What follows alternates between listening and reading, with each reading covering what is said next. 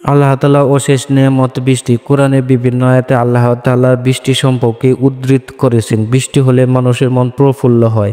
আল্লাহর রহমতে প্রকৃতি প্রায় সুস্থির। রাসূল সাল্লাল্লাহু আলাইহি ওয়াসাল্লাম বৃষ্টির সময় কিছু আমল করতেন। এই আমলগুলো হলো বৃষ্টির পানি স্পর্শ করা। বৃষ্টির প্রতিটি ফোঁটা রহমতের দ্বারা হতে জমিনে বর্ষিত হয়। তাই সুন্নত হলো বৃষ্টির ছোঁয়া পেতে নিজেদের পরিধেয় যন্ত্রাংশ মেলে ধরা। হাদিসে পাকে এসেছে, হযরত আনাস রাদিয়াল্লাহু আনহু বলেছেন, আমরা রাসূল সাল্লাল্লাহু আলাইহি সাল্লামের সঙ্গে থাকাকালে একবার বৃষ্টি নামলো।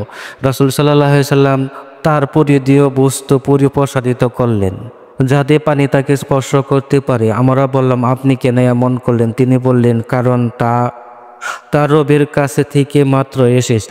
বৃষ্টির দোয়া পড়া। রহমতের বৃষ্টি দেখে দোয়া পড়া সুন্নত। হাদিসে পাকে এসেছে, হযরত আয়েশা রাদিয়াল্লাহু আনহা বলেন, রাসূলুল্লাহ সাল্লাল্লাহু আলাইহি সাল্লাম বৃষ্টি হতে দেখলে দোয়া বলতেন। দোয়াটি হলো আল্লাহুম্মা সাইয়্যিবান নাফিয়া, অর্থ, হে আল্লাহ, আপনি মশালদারে যে বৃষ্টি দিচ্ছেন তা যেন আমাদের জন্য উপকারী হয়। বৃষ্টি চলমান সময়ে দোয়া কবুল হয়, তাই এই সময়টিকে দোয়ার জন্য রূপে নেওয়া সুন্নত। হাদিসে এসেছে, হযরত সালাহ বিন সাদ রাদিয়াল্লাহু আনহু বলেন, দুই সময়ের দোয়া ফেরত দেওয়া হয় না। কিংবা তিনি বলেছেন, খুব সময়ে ফেরত দেওয়া হয়, আজানের সময়ের দোয়া এবং রণাঙ্গনে শত্রুর মুখোমুখি হওয়ার সময়ের দোয়া। অন্য বর্ণনায় এসেছে বৃষ্টির সময়ের দোয়া। বৃষ্টির পরের দোয়া। হযরত যায়েদ ইবনে খালিদ জুহানী রাদিয়াল্লাহু আনহু বলেন, রাসূল সাল্লাল্লাহু আলাইহি সাল্লাম রাতে বৃষ্টির পর আমাদের নিয়ে নামাজ পড়লেন। নামাজ শেষে তিনি লোকজনের মুখোমুখি হলেন।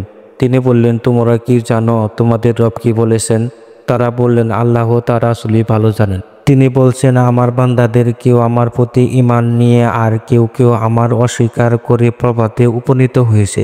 সে বলেছে, বিফাদিল্লাহি ওয়া রাহমাতিহি, তথা আল্লাহর অনুগ্রহ ও দয়ার আমরা বৃষ্টিপ্রাপ্ত হয়েছে। ফলে সে আমার প্রতি ঈমান আর তারকাদের প্রতি কুফরি দেখিয়েছে। আর সে বলেছে, অমুক অমুক তারকার কারণে সে আমার প্রতি অস্বীকারী এবং তারকার প্রতি ঈমানদার। অতি বৃষ্টির বন্ধের দোয়া। হযরত আনাস রাদিয়াল্লাহু আনহু বলেন, একদিন জুমার দিন রাসূলুল্লাহ সাল্লাল্লাহু আলাইহি সাল্লাম খুতবা দেওয়ার অবস্থায় এক সাহাবী মসজিদে প্রবেশ করে আরজ করলেন, হে আল্লাহর রাসূল, জীবজন্তু মৃত্যুর মুখে পতিত হয়েছে, পথ বন্ধ হয়ে গেছে, আল্লাহ তাআলার কাছে আমাদের জন্য বৃষ্টি প্রার্থনা করুন। তখন রাসূলুল্লাহ সাল্লাল্লাহু আলাইহি সাল্লাম দুই হাত প্রসারিত করে দোয়া করলেন। বৃষ্টির দোয়া কবুলের সময়। বৃষ্টির সময় দোয়া কবুলের সময়গুলোর একটি, তাই এ সময়ে আল্লাহর দরবারে নিজের চাহিদা অনুযায়ী বেশি বেশি দোয়া করা।